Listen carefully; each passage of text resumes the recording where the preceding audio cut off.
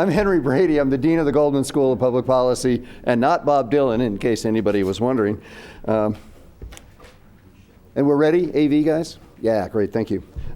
My happy task is to introduce F. King Alexander, the president of California State University at Long Beach. But before doing that, I just want to say a few words about the California State University system with its over 400,000 students and 23 campuses. On Cal State Long Beach's webpage, it says, "We offer unlimited opportunities to help students achieve their goals. We prepare graduates who go on to make a difference in the workforce. We engage in research and creative activities leading to scientific, technical, artistic, and social advances. And we play a vital role in the growth and development of California's communities and economy." You know, this sounds just like rhetoric. You know, lots of places have this kind of rhetoric on their web pages. But to me, it's much more than that, and let me tell you why. It tells you about my twin brother, Don Brady. I have a twin. We're not identical. We're quite different. He was an excellent high school athlete, which I certainly was not, and he went to Cal State Long Beach in 1965. He didn't have a lot of options. His grades weren't great in high school. He was focused on athletics. At Cal State Long Beach, he played freshman basketball and then graduated to the varsity, where he played on a team that had Mike Montgomery on it. So he played with Mike on the same team in the mid-'60s. And he went on from there. He's an intense person. I think that's something we do share. But at that time in his life, everything was focused on athletics and sports. He lived in Seal Beach near the campus. He worked at the Douglas Aircraft Plant only 2 miles away, which I think is mostly gone now, which was good jobs at that time. One of the nice things, both my brother and I benefited from the aerospace jobs in the state of California at that time. He did not proceed quickly through college. He took some detours. He was not always focused on his studies. And he did not graduate until 1972. He entered, as I said, in '65. But he found there at Cal State Long Beach a chance to learn about literature, his major, because he'd always been interested in literature, made that his major. And he met teachers who he's told me just recently in a conversation, I was asking him about it, he said they cared about him. They took time with him. They invited him into their homes. He felt like they cared about their subject matter, that it was important to them that he succeed. He developed a lifelong appreciation for writing and literature, which he actually exercised while he was there by being the sports editor for the California State Long Beach student newspaper. He then went on to Thailand in the Peace Corps, and eventually into the classroom teaching high school students in Palm Desert, California. There he became an award-winning teacher, a very successful basketball coach, and a member of the local school district's Hall of Fame. You cannot walk 50 feet with my brother in the Coachella Valley, which is where Palm Desert is located, without meeting somebody who stops and starts talking to him and thanking him for his contributions to their son, to the basketball program, to whatever in the valley. Ultimately, I think his contributions stem from Cal State Long Beach and the care that university took with helping him move on into a productive and useful life. Gave him the skills so that he could be an effective high school teacher. Therefore, the words on the Cal State Long Beach webpage are not just words to me. They are verified, living, and profound truths. Cal State Long Beach does play a vital role in the growth and development of California's communities and economy. It did so with my twin brother, and with lots and lots of other people, as our speaker knows. That brings me to F. King Alexander. He's been president of Cal State Long Beach since 2006. Before that, he was president of Murray State University in Kentucky. He has a PhD from the University of Wisconsin and an undergraduate degree from St. Lawrence University in Upper New York State, where he played basketball, the unifying theme here. He has published widely on the evolution of higher education, the financing of higher education, and in the future, especially of public education in America, where he's a special authority. He is an eloquent voice for the importance of the public sector and a tremendously respected leader in the field. I am proud, really proud, to be able to introduce him here today. My brother, in fact, sends his greetings and was thrilled that I had this opportunity, and pleased to have the president of Cal State Long Beach here, because Cal State Long Beach has a special place in my heart and in my affections. Thank you. Thank you, Henry, for that warm and gracious story about your brother. And I thank you for sharing that with me. We had another adult learner come back about 5 years ago. He didn't finish. He went on into the job market because, as he said, life got in the way. And he came back and finished his degree, and he walked across the stage 5 years ago. And he's done pretty well ever since. His name's Steven Spielberg. So we've got students like that all over. Just on my campus, to give you a kind of a picture of who we are, and then I'll speak broadly about the CSU. We're the largest system of American higher education, four-year system in the country. 23 campuses. We graduate 10% of the nation's engineers. We graduate 10% of the nation's school teachers. We have tremendous impact, and roughly 95% of those come from California, and 95% or even higher stay in California. So they're not coming from Michigan and going back to Michigan. These are Californians. We're the lowest cost sector higher education system in the United States. My campus charges $4,800 a year. That's half of the national public university average. We spend about $3,000. We talk about efficiency. We spend about $3,000 less than the national average where our peers spend. Yet our students, we rank first in the country in having our students leave with the least debt possible. And these are students from all backgrounds. We're 60% students of color, 60% transfer students that come into our campus. So there's a lot of things going on in building the workforce of California. University of California's system is essential to the state and to the nation. CSU is essential to the state and the nation. What we do every day working in our schools is essential for the state of California. But let me expand on some of the things that we've been hitting on this morning, because I've studied for many years and taught on this topic of financing higher education. And I'd like to bring up some important points, some battles we lost, some new issues that we need to address, and some recommendations that we think have already proven effective thanks to the new Obama administration and what Bob did and what Martha Cantor is doing in Washington right now, and Secretary Duncan. And maybe we can revive these. Maybe we can revive these things. But first, let me go back in history just a bit. The last real debate in American higher education began about 1963 and ended about 1972. We really haven't had a debate like many of our OECD countries have. And they've moved forward. They've implemented new universities, created new systems. The last major battle we had in higher education at the federal level ended in 1972. And guess what? Public higher education lost that fight. The battle was this. Private higher education saw themselves headed for trouble because they were losing their 50% population of the student base. The American community college system was taking more and more students for affordable higher education experiences. Private higher education hit Washington hard and said, we need a direct student aid system.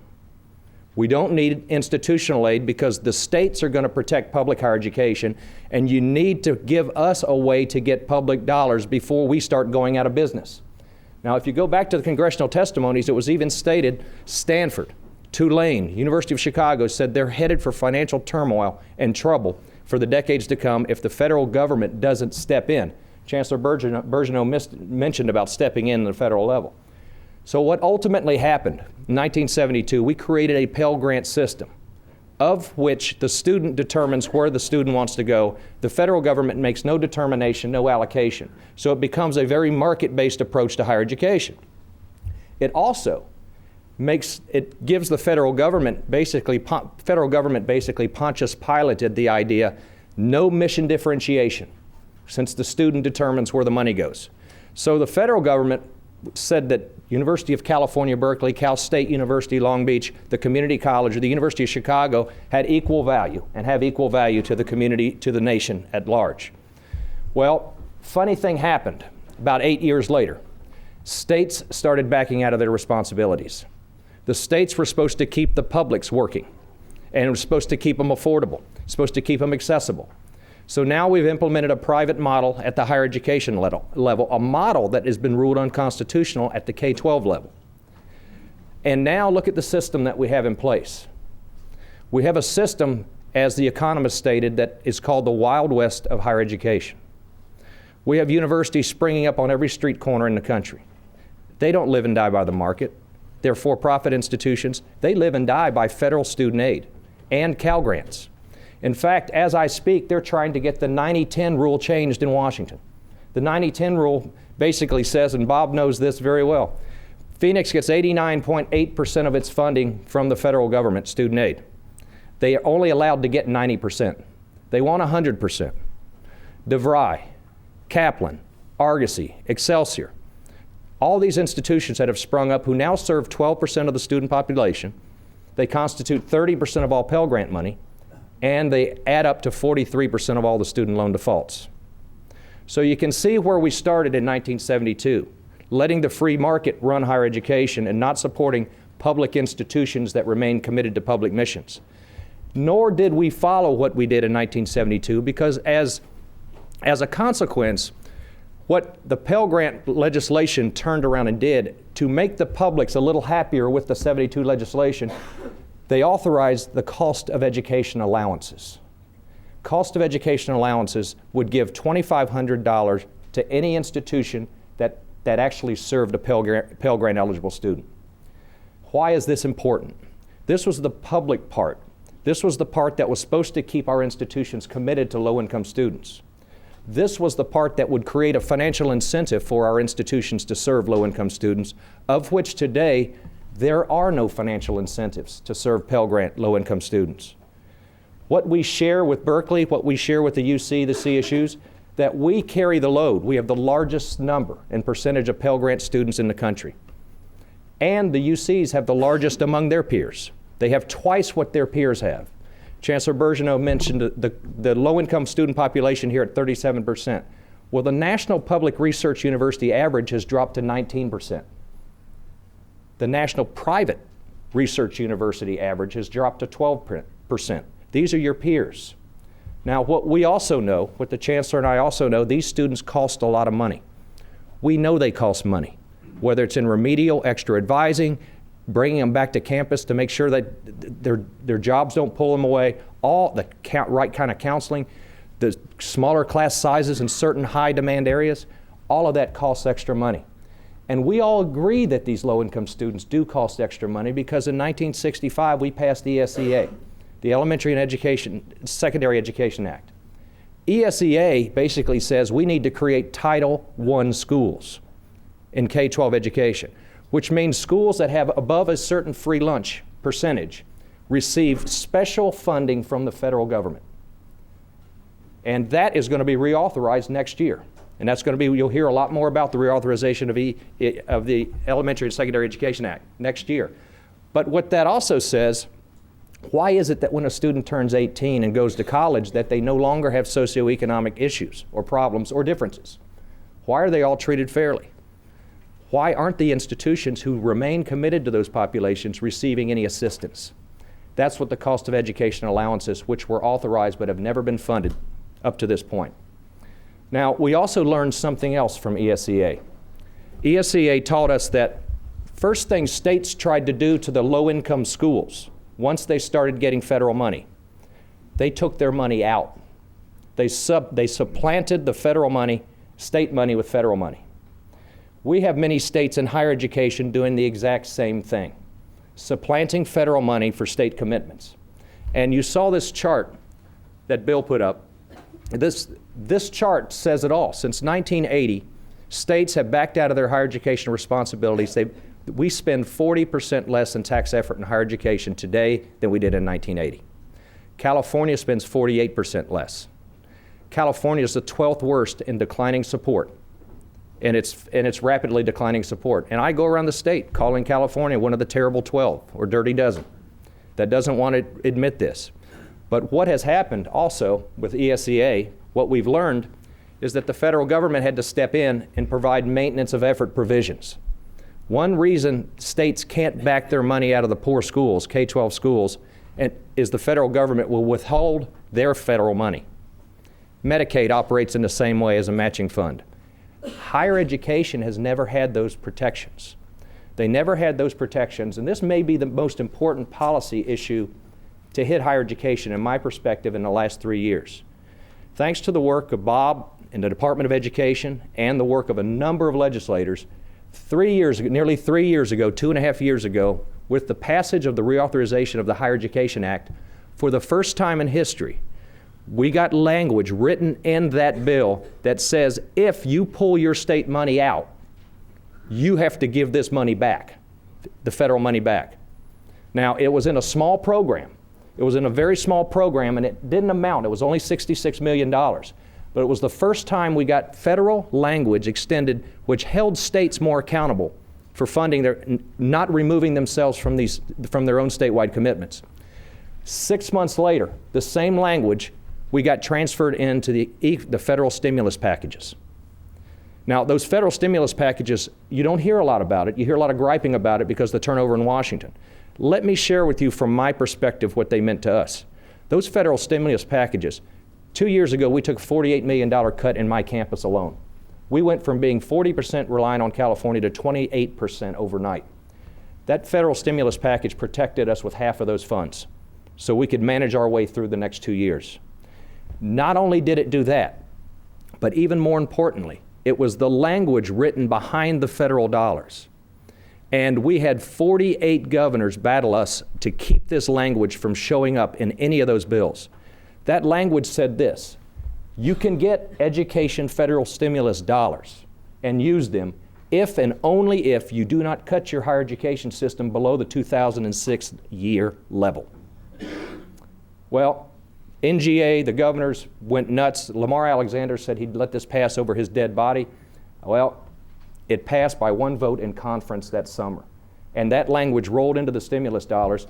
And guess what happened the very next year? It didn't matter what we did in our state legislatures. It didn't matter who we talked to in Sacramento. Sacramento and 20 other states cut their higher education budgets to the very level of where the federal penalty kicks in. So last year, we were already at that level. With the other stimulus package, we were protected. Last year, they weren't going to cut us. One reason higher education didn't get cut last year wasn't necessarily that the governor was so in favor of it, but because we had many Democrats that wanted us equally cut. They couldn't cut us without giving back $700 million in federal stimulus dollars. California 2 years ago cut its higher education budget to within $3 million of a $9 billion higher education budget.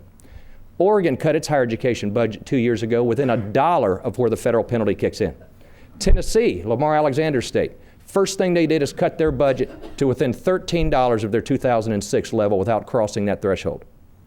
Nevada, within $6. So this had protected us basically for 2 years. So it wasn't just the money that kept 21,000 classes that we could offer for our students throughout the system, but it's the language of the federal protections that kept us from where we are. So now, the turnover occurs in Washington, Bob leaves, place goes to hell in a handbasket. The turnover hits in November, so we know there's no stimulus dollars coming, a third package coming this year.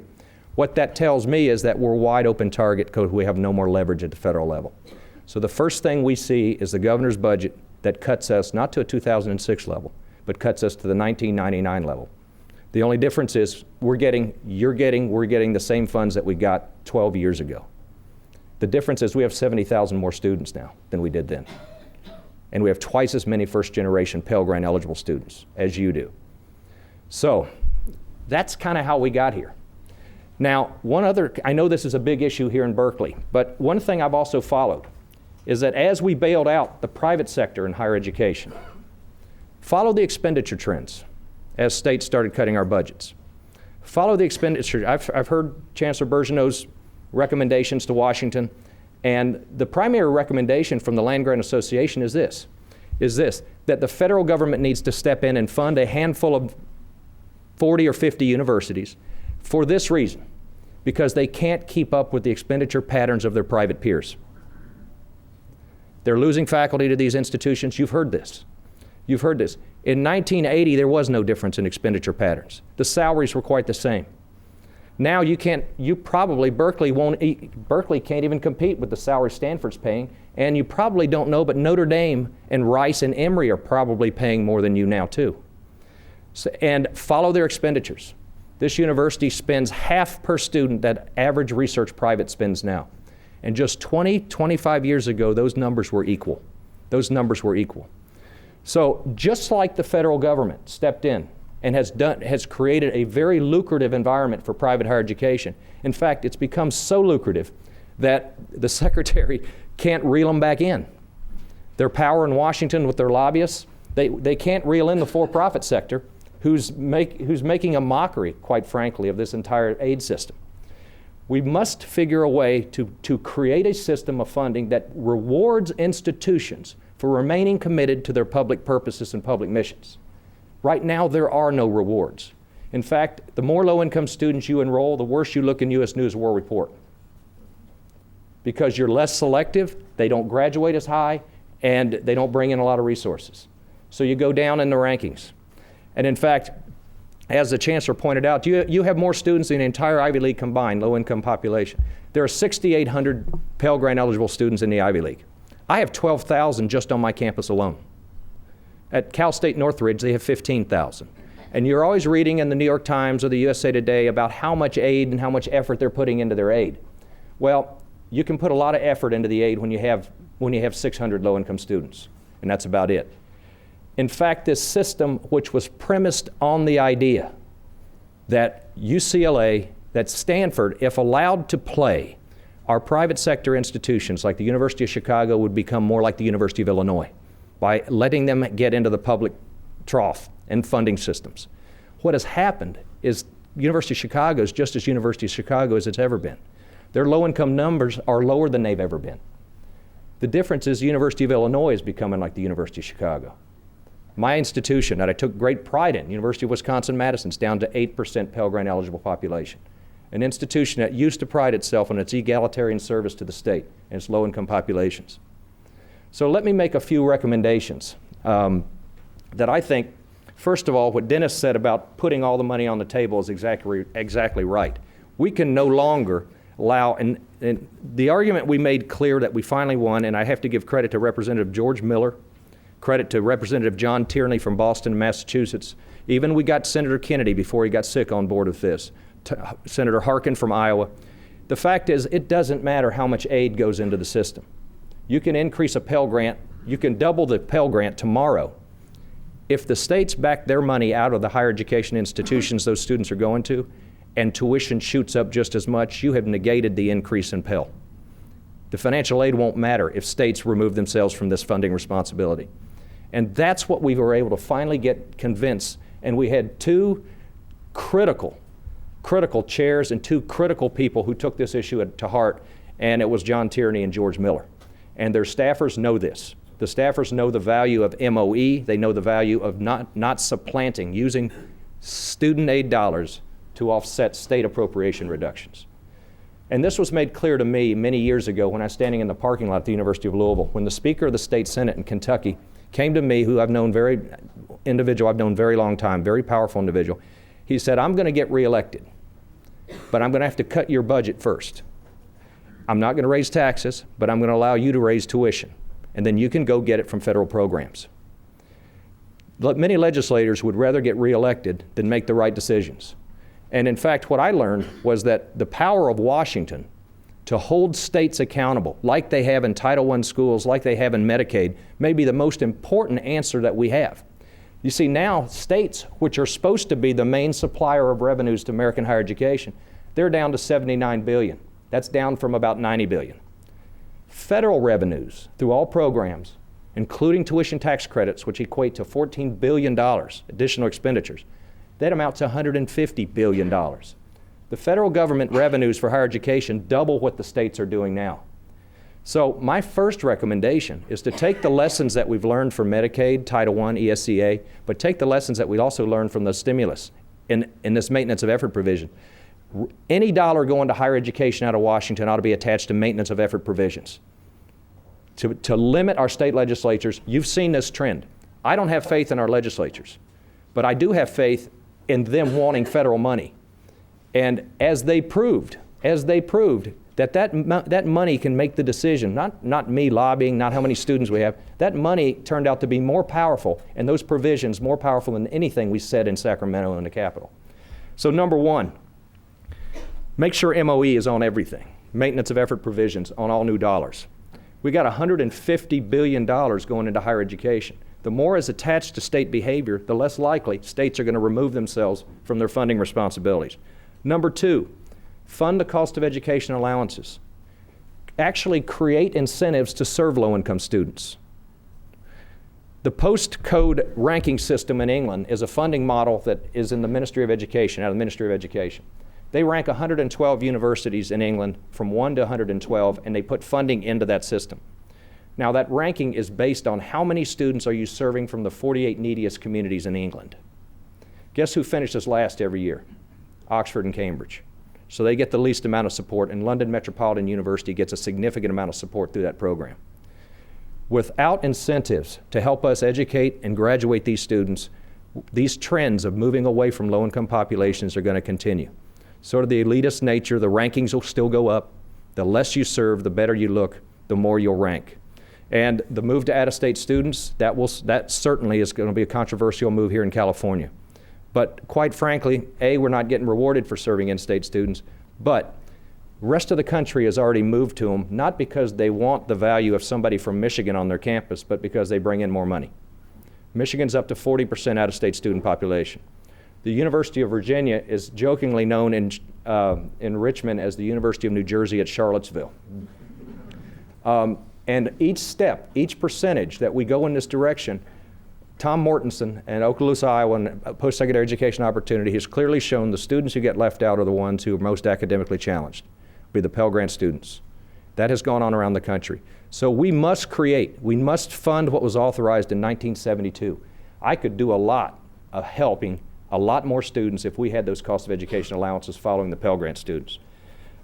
Then my other two, this is a little more radical, but if we're not going to fund the cost of education allowances, and I think I mentioned it to Bob when I was in Washington a while ago, why don't we just set a threshold like Title I has done to receive Pell Grants? Why don't we set a threshold to say every institution that receives Pell Grants needs 20% low-income population? You'll see institutions spin on a dime to get interested in low-income students again. And in fact, when you look at all the Pell Grant numbers, what you're going to find is that the institutions who have less than 20% in this nation are the richest institutions, both public and private, in the country, and they're the institutions that spend the most on their students. Yet they're down to 8% Pell Grant eligibility, with no incentive to get to 20%. And you can even tie it to tie the threshold to say you can demonstrate that you're making progress towards 20% to get this aid. That would make a lot of institutions spin and make a lot of institutions become more interested in serving low-income students and tie a percentage of that to graduating those students. Right now, there are no incentives to this commitment. Finally, I think the gentleman from Ireland mentioned our accreditation system. We get our official accreditation next week. I have to fly back up here for an hour so they can tell us that you're accredited. And we have to stand there in person. We have let this get completely out of hand. We've got 30 accrediting bodies that have accredited everybody. And the only reason that they have any power is because they control the $150 billion coming out of Washington. Why don't we do what many OECD countries have done, control this better in the Ministry of Education or in the Department of Education? Don't give it out to private accrediting bodies who have conflicts of interest written all over them. And right now, we've given out so much of this money that we can't even reel it in. And this might even defeat Martha Cantor and the Secretary of Education, just because the lobbying power and the millions and millions that have gone in to the coffers of congressional representatives who sent letter after letter to Bob and others to stay off their backs. Now, finally, perhaps the most egregious example of what I'm talking about in sort of the market-based model is what we've done with the GI Bill. As I mentioned, we have 500 veterans on our campus. My veterans are supported. The new GI Bill gives them $4,600. That's what I charge. The new GI Bill gives Berkeley about $13,000. The new GI Bill gives Excelsior, Argosy, Phoenix as much as $30,000 to $35,000 to educate a veteran. And think of the accountability requirements that come with that for us versus what goes out to them. Now, this will be in 60 minutes because I know we have a university that sprung up just down the street from us that's in it Circuit City went out of business, a university went in. And they do nothing but serve veterans. I have students who work there who come back and tell me what they're doing. They maximize the GI Bill money, not only the cap, the state cap, but then they maximize what's called a yellow ribbon program. The yellow ribbon program does this. If you can tell the federal government or the Department of Defense how much institutional aid you're willing to give a veteran, they'll match the remainder. ITT Institute immediately said, well, we'll match them, we'll give institutional aid of $99,999 per veteran, because the cap was at $100,000. You know, to them, institutional aid is a shell game. It's a shell game. So that's just perhaps the worst example of where we've gone. But we must step in to save public higher education and to make sure that public dollars are being used by public institutions. Our Cal Grant program that everybody loves so much has major flaws. The Cal Grant A program, you probably know, but if you have a 2.9 and you're a low-income student, you don't qualify for it. It's in some ways like a Georgia Hope Scholarship because it's merit-based. So it's got a huge merit component. Many low-income students don't even qualify for it. But two, it was started not as a funding structure that was supposed to, it was started with this purpose in mind, that it wanted to protect this idea of choice that the federal government has done. This idea of choice now gives Pepperdine a Cal Grant A award of almost $12,000. My student gets the $4,600 award. It gives institutions incentives, cost-related incentives, to inflate your prices and look higher, more expensive than you are. So we need to make sure the Cal Grant program looks more like a Pell Grant and doesn't weigh the cost of education as being a main variable in the system. But right now, the awards are drastically different. The same child from the same family will get a $12,000 to $13,000 award to go to Pepperdine, and then we'll have to figure out how to educate them on $4,600. And that's during the year. So keep these things in mind as you're thinking about the future of higher education. We've got to make sure that we can take advantage of $150 billion coming out of Washington, because our states are going to kick us around. And overall, this overall trend over the last 30 years is going to continue. And if you saw the report, this national survey that was in the New York Times about 2 weeks ago that said that the American public prefers that we reduce our spending. We reduce our spending and not increase taxes. But then did you see the end part of that headline? However, don't touch Medicare and don't touch Social Security. That's the aging of America. And growing up in the state of Florida, we saw it hit Florida faster than anywhere. When everybody moved to Florida, and they came from liberal states too, but once they hit the Florida line, they have stopped supporting education, stopped supporting children, stopped supporting students, and this is perhaps one of the biggest challenges we face. So what I believe we must do is tie the federal funds, just like we have in Title I for schools.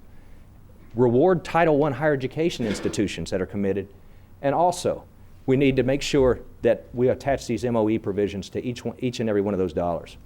And I think we need new strategies. And those are some of the ideas. And I just want to thank Bob for actually taking on a big issue. When you have 48 governors all against putting this type of language in these bills, and the Department of Education was in favor of it, and we had two champions on the Hill who spirited it through, and within a year, it clearly showed its value to public higher education. We were protected last year. We were protected last year because of that language, not because of what we said in Sacramento or any commitments to our students or any commitments to students on the way. So we're in this with you guys. We're in this for public higher education. We've bailed out private higher education. Look at the expenditures. Look at the per student expenditures. In fact, it costs you guys about $95,000 to produce a graduate. One graduate. That includes your dropouts, everybody. It costs this university about $95,000.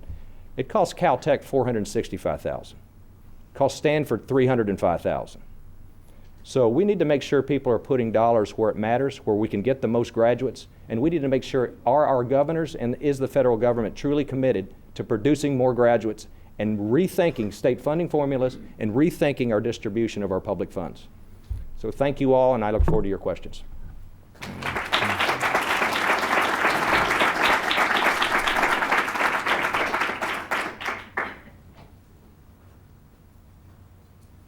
You want to take a few Sure. Yep.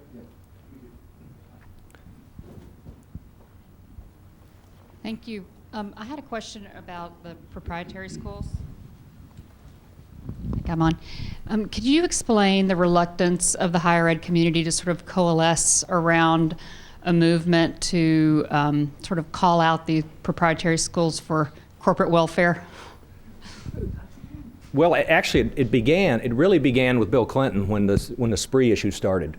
And then all of higher education didn't want regulation. Sprees were started in the early 90s as sort of a regulatory body, because many of these states have the authority to do this, but they have abandoned their commitments, and they've abandoned that authority also to regulate who's a university and who's not a university. And still, when you go around the world, our competition from Germany to Australia, the Ministry of Education determines who is a university and who isn't. So now, back to the point that you made, why isn't higher education? Well, I think the recent attention on this issue has sort of pulled them out from under the rug. And this fight, though, is one that we're not winning. Put it this way, we're not winning because of and if you think about it, the lobbying dollars that are going into these political campaigns are Pell Grants. They're student aid. So we're paying for the lobbying, and right now with the turnover of the House, the Republicans ought to be incredibly sympathetic to this issue. But for some reason, they're not, because there's so much waste, fraud, and abuse going on. And they ought to be, but Boehner and Klein, they're not going to touch this issue on the House side. Senator Harkin is still pushing on the Senate side. Public higher education in the form of ASCU institutions, we are very much in favor of this regulation. They've come after the American Community College Association, saying they're much better than the community colleges. So the community colleges, along with the public institutions, really do need to side and help Washington fight this fight. Now, ACE, the American Council on Education, is 80% of their membership are privates. They're going to sit this one out. And they've sat most of these things out that have public value. And they'll only jump in if it has private value. So I do think we need to coalesce and help and raise these issues and raise this type of awareness, because 6 of them were declared by Harkin's Senate committee as defrauding the federal government. Phoenix paid an $80 million federal Pell Grant fraud fine last year, and they get Cal Grants. They get Cal Grants 3 times the size of a Cal Grant that my student gets. We really need to not talk about student aid in this big bubble. We need to break down what works in student aid, where the student aid is needed, where are the institutions that need it the most, and rethink the market-based system that has created, like the economist said, the American Wild West of higher education. Yes? Just one more question. Okay. On to the next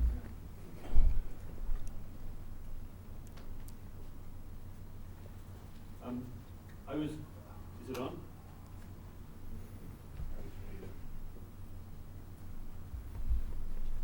I was obviously extremely glad to hear that there is a movement in the United States for re-centralizing accreditation in Washington, where essentially where the funds are released from. The question I have to ask is essentially how broad do you envisage this process as being? It does seem to be the case that the web needs to be factored into this an awful lot. There are probably even a majority of students at this point who would prefer to take a lot of their courses at home, and might even prefer to be tutored individually by one of the many unemployed PhDs who have been produced. So the question is then, how broad do you see this process of re-institutionalizing accreditation as a federal process? How far do you want to take it? Well, that's the elephant in the room, and it's a big issue. It's a change of law. It's a major issue, and certainly they have benefited from what we haven't done, because they're doing things. Some are doing them well. They're doing them well. Others are not. But they have benefited because we haven't been as convenient as perhaps we should in this environment, with new adult learners, with adults that are coming back to school, with students who've dropped out who need extra education. They're making money because those students want to go to school so badly that they're willing to pay $30,000 to $40,000 a year to do that and to go into significant debt. And they're design schools, they're health schools, they're all kinds. And I think you can't help but notice every time you go up and down the interstate, there's 3 or 4 more university signs popping up out there. We got to make sure we know the good ones from the bad ones. And we've got to also learn from them about convenience. We've got to learn from them about what they're able to succeed in doing. And we need to start branching out and doing some of those things in a more convenient way so that they have legitimate degrees without significant debt. So I agree. I think that both of us have responsibility here. Okay, thank you very much.